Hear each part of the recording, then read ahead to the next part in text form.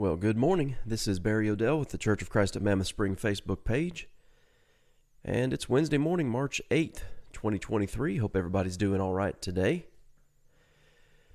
And we're in 1 Kings chapter 12, as you can see on your screen here. Cross-posted onto the nearchurches.com Facebook page. And if you have any questions or comments while we're going through the study, put them in the comment section, and I will acknowledge them when I see them. Lyle, Gail, Anna, good morning. Debbie, good morning. We've got others who are viewing. And Solomon's dead. So we're moving into the period of what we call the divided kingdom of Israel. For 120 years, we've had three kings. Saul, David, and Solomon, 40 years each. And a prophecy came to Solomon, or rather came to Jeroboam after, right towards the end of Solomon's reign, you might say. Hey, good morning, Janie. About the kingdom being split. Jeroboam was a servant of Solomon, apparently an industrious worker for the king. But while Solomon was still alive, it was prophesied by Ahijah that the kingdom would be taken away from Solomon, divided into two sections, and that Jeroboam would be king over northern Israel, or the 10 northern tribes. And from what we can gather in the biblical text, and there's not a great amount of detail given, it's recorded for us at the end of 1 Kings 11, really beginning in verse 26. Jeroboam the son of Nebat, an Ephraimite from Zeradah, whose mother's name was Zeruiah, a widow, rebelled against the king. So he was told, again, that the kingdom would be, after Solomon's death, that the kingdom would be torn in two, you might say. And he would receive the 10 northern tribes. That is, Jeroboam would receive the 10 northern tribes. And that the southern kingdom of Judah would be essentially under the reign of Rehoboam. Now, we'll look at all this. We'll break it down as we go through the text. But that's what we have going on here so far. For those of you who are watching, my screen froze up. It seems like it's okay now. Let me know everything's okay. Looks like everything's okay, but my computer and my phone froze up, so it was kind of throwing me for a loop. Anyway, Solomon dies, and naturally, when you get to 1 Kings chapter 12, okay, so Rehoboam is the son of Solomon, so he's what we would call the rightful heir to the throne. So 1 Kings chapter 12, Rehoboam went to Shechem, for all Israel had gone to Shechem to make him king. Now, you do a little bit of digging on this city of Shechem. It's north of Jerusalem. It is it's a valley between the mountains of Gerizim and Ebal. This region, okay, it's buffering, but it's okay now. Good. This region between Gerizim and Ebal, you look on your Bible maps in the back of your Bible, goes all the way back to Abraham. Goes all the way back to Genesis chapter 12. We see it in Joshua chapter 24, where Israel is called out, essentially. If you're going to serve God, then serve Him. But you can't limp or falter between two opinions. If God is God, serve Him. So Shechem has played a significant role in the history of Israel. Well, this is where they're going to, again, as it says here, make Rehoboam king. Well, Jeroboam has, again, a former servant of Solomon, has been on the run. He had escaped and has been dwelling in Egypt, as the biblical text tells us. Well, he hears that Solomon's dead, so he comes back to essentially unite the kingdom under Rehoboam. This is interesting here, 1 Kings 12 and verse 4. This is Jeroboam speaking to Rehoboam. Your father made our yoke heavy. Now therefore lighten the burdensome service of your father, and his heavy yoke which he put on us, and we will serve you. Morning, Brian. Good to see you. And so Rehoboam asks for 3 days. So he's going to consult with different groups of people about how should we handle this. And he does the right thing first, obviously. He consulted with the elders who stood before his father Solomon while he still lived, and he said, what's your advice? I'll tell you what, this is good advice here. It would have been good advice for him to heed in that time, but it's good advice for God's leaders today. If you will be a servant to these people today and serve them and answer them and speak good words to them, then they will be your servants forever. Okay, the kingdom can remain united if you will take our advice. But it's this idea here in 1 Kings 12 and verse 7 of servant leadership. I'm thinking in terms of modern day Christianity, in terms of New Testament Christianity, let's put it that way. One of the things that we see in terms of leadership for God's people is that very thought, servant leadership. So I'll just show you this by way of example real quick. Over in 1 Peter chapter 5, where we read about the eldership. They're to shepherd the flock of God which is among them, serving as overseers. Notice that language. Serving as overseers, not by compulsion, but willingly, not for dishonest gain, but eagerly. Then this, not as being lords over those entrusted to you, but being examples to the flock. That's 1 Peter 5 and verse 3. Again, not as being lords, okay, not domineering, not tyrants, anything like that. They've been entrusted to you. Okay, the church is God's. These are God's people, so you need to mind how you lead them. You need to be an example to the flock. All right. So we go back to 1 Kings chapter 12, and that's the advice that the older men, that the elders give him. Here's our important word, but. Okay, I point that word out so many times, but it plays such a significant role in all of the biblical text. But he, Rehoboam, rejected the advice which the elders had given him, which again, you think of age and experience, wisdom. This would be good advice. The kingdom will unite. They'll come together under you. Well, he consulted with the young men who had grown up with him, who stood before him, and he said to them, what do you think? How should we handle this situation? And then basically their advice is, you think Solomon was tough? He's nothing. And one of the things he says one of the things they say to Jeroboam, or to Rehoboam in verse 11, whereas my father put a heavy yoke on you, I will add to that. My father chastised you with whips, I will chastise you with scourges. So now we have a tyranny. Instead of servant leadership, it's, you think it was bad then? It's going to get even worse. So they come back the third day, and Rehoboam says, I'm going with the advice with the guys who grew up with me. But notice verse 15 here. The king did not listen to the people, for the turn of events was from the Lord, that he might fulfill his word which he had spoken by Ahijah the Shilonite to Jeroboam the son of Nebat. And this goes back to 1 Kings 11. You can read this. 1 Kings 11, verses 29 through 31. This was prophesied as to what would happen ahead of time. Jeroboam was told ahead of time that the kingdom was going to split. The northern kingdom is going to follow Jeroboam because they don't like the advice that Rehoboam has followed, the advice that he takes instead of from the aged, wise men who served under Solomon. He takes the advice from those guys who had grown up with him.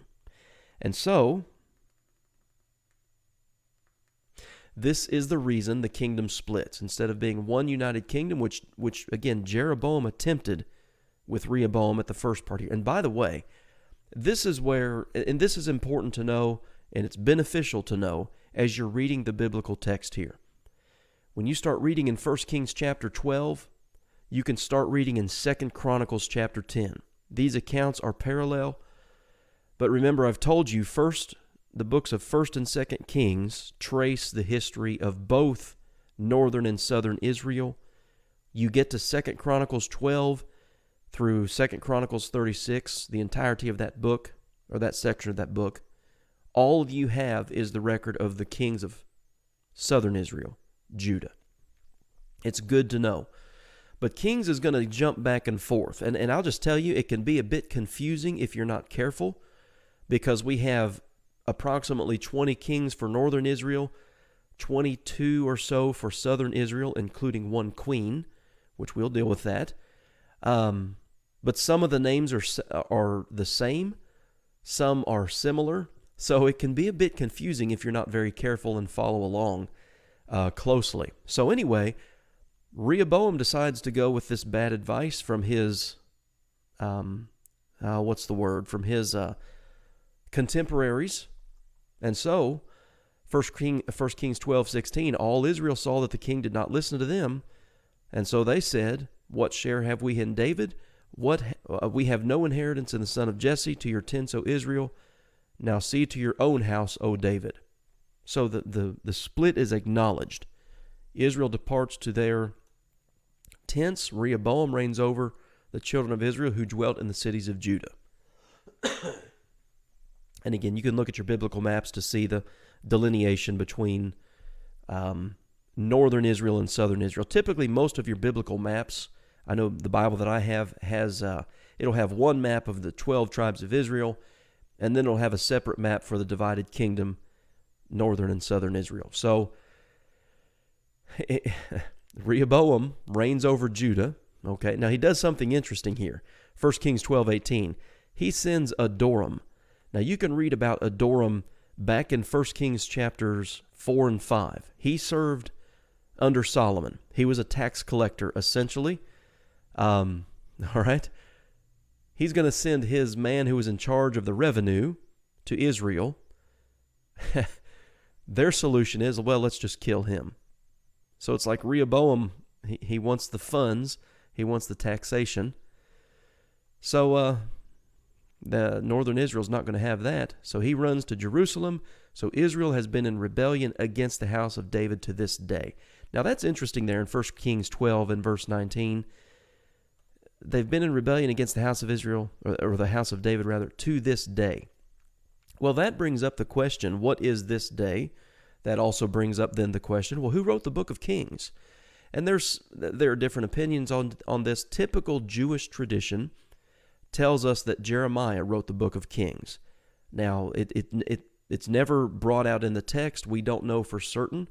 But if that is the case, Jeremiah lived about 400 years later. So he would be obviously looking back by inspiration, recording all of these things. And you would also see the continued division between northern Israel and southern Israel for hundreds of years. I don't know who wrote the book of Kings, and the book of Kings doesn't tell us who wrote the book of Kings. But again, Jewish tradition is Jeremiah. Some people say, well, it may be somebody like Ezra, the scribe, could be Nehemiah. We just don't know. Frankly, it doesn't really matter. But anyway, the kingdom is split. There's no longer one united kingdom. 1 Kings 12:20. Now it came to pass when all Israel heard that Jeroboam had come back, they sent for him and called him to the congregation and made him king over all Israel. There was none who followed the house of David, but the tribe of Judah only. Okay, the tribe of the house of David. Well, that would be David, his son Solomon, Solomon's son Rehoboam. Just laying that out there. So the rest of 1 Kings chapter 12 talks about this and also the sins of Jeroboam. Now, I mentioned this the other day. As you're reading the books of 1st and 2nd Kings, all of the evil kings are going to be compared to Jeroboam the son of Nebat. He's like the standard bearer for sin. So-and-so king, he did this and he did that, and he departed not from the sins of Jeroboam the son of Nebat.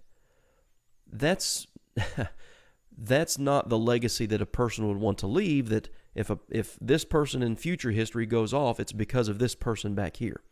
Well, 1 Kings 12, beginning in verse 25, tells us why this is the case. Why is it that Jeroboam, and by the way, there are going to be two Jeroboams in Israel's history, obviously this being the first. So let's read about this. Jeroboam built Shechem. Okay, there's that important city. In the mountains of Ephraim and dwelt there. Also, he went out from there and built Penuel. Well, the kingdom split. So how is this king going to prevent people from going back to the house of David, from following Judah? Well, this is what we're reading here at the last part of 1 Kings 12. The kingdom may return to the house of David. If these people go up to offer sacrifices in the house of the Lord at Jerusalem, then the heart of this people will turn back to the Lord, to their lord Rehoboam, king of Judah, and they will kill me. So he's trying to, Jeroboam is trying to solidify the kingdom under himself, and he understands very well Jerusalem, the temple, Solomon built it, sacrifices. He understands the pull that would, you might say, tempt Israel to defect to Rehoboam in southern Israel. So here's what he does. 1 Kings 12:28. This guy is he wants advice. He makes two calves of gold, and he said to the people, "It is too much for you to go up to Jerusalem." This is a typical politician. I mean, we're going to make things so much easier for you. Government's going to intervene, and we're going to make things easier. All right? "Here are your gods, O Israel, which brought you up from the land of Egypt." And he set one up in Bethel, and the other he put in Dan. Dan is the northern extent of Israel. Bethel is kind of midway. Doesn't go obviously all the way down into Judah, but kind of the midway point. Now this thing became a sin for the people who went to worship before the one as far as Dan. He made shrines on the high places. He made priests, notice this, from every class of people who were not of the sons of Levi. So again, he's the standard. If you want to know wickedness, you look at Jeroboam the son of Nebat, the first king of the divided kingdom of northern Israel. He ordained a feast on the 15th day of the 8th month. Now that's, okay, well, so what? Like the feast that was in Judah. Well, if you want to read about the feast that's in Judah, this is recorded for us in Leviticus chapter 23. This is the Feast of Tabernacles, one of the feasts that God had ordained for his people, Israel, to keep. But it was in the 7th month on the 15th day. So Jeroboam changes it to the 8th month for northern Israel. Again, he's trying to set up his own influence, set up his own legacy, if you will. So he changes it by 1 month. And he offered sacrifices like the feast that was in Judah, and offered sacrifices on the altar. So he did at Bethel, sacrificing to the calves that he had made. And at Bethel he installed the priest on the high places which he had made. So again, you notice what the text tells us. He made priests from every class of people who were not of the sons of Levi. Well, so he's departing from the law, obviously. Now, Judah's going to have their own problems, but northern Israel departs, just right as the kingdom splits, they depart from the laws of God. So he made offerings on the altar which he had made at Bethel on the 15th day of the 8th month, in the month which he had, notice this, so important here, which he had devised in his own heart. All of this is to solidify his reign, to do everything he can to prevent the people of northern Israel, the 10 tribes, from being pulled in the direction of Jerusalem and the temple and Rehoboam, the rightful heir to the throne. He's devised this in his own heart, and he ordained a feast for the children of Israel and offered sacrifices on the altar and burned incense. So 1 Kings 12 is that official, you might say, time of division between northern Israel and southern Israel. You get to 1 Kings chapter 13, and things just continue to go downhill. One of the interesting things to note, we're so familiar with, and I think we'll stop here today, but we're familiar with the written prophets. And by written prophets, I mean the guys who are prophets of God who have books in the Bible, Isaiah, Jeremiah, Ezekiel, etc. But an interesting thing to do, and I've got notes somewhere that I made a while back, but as you're reading Samuel, the two books of Samuel, the two books of Kings and Chronicles as well, is you're going to have a bunch of nameless prophets.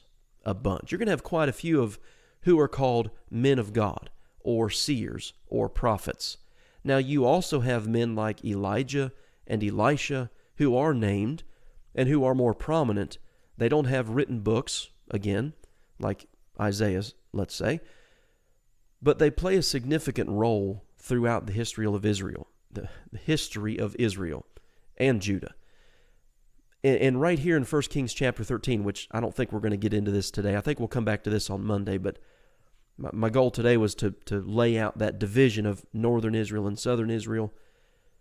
But here's a man of God, a prophet, okay? He goes by the word of the Lord, but then you get down to verse 11, and you read about an old prophet who dwelt in Bethel. Bethel is loyal to Jeroboam and northern Israel. This young prophet, okay, again, this young prophet here, he is called by the word of the Lord. There are going to be some interesting things that happen here, but we need to pay attention to the differences. This man went by the word of the Lord, this young prophet, but this old prophet is going to be loyal to Jeroboam and northern Israel because he's in Bethel.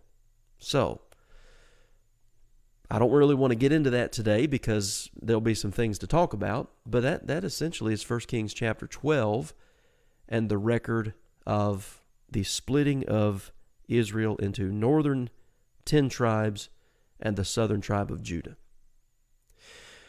All right, guys, I appreciate you being on here today, cutting off a little early, but that's all right. Last stream of the week. If you're at a place that doesn't have midweek services or you're unable to get out tonight for sick or whatever, we'll be streaming our services at 7 p.m. Central Time. We're going to be starting in Psalm 68 here at Mammoth Spring. So I appreciate y'all being here today. Hope you have a good rest of your day and a good week, rest of your week and weekend, and I hope to see you back here on Monday. And we're going to pick up in 1 Kings chapter 13 and talk about this young prophet and this old prophet and some things that happened there. So have a good day and hope to see you back here on Monday.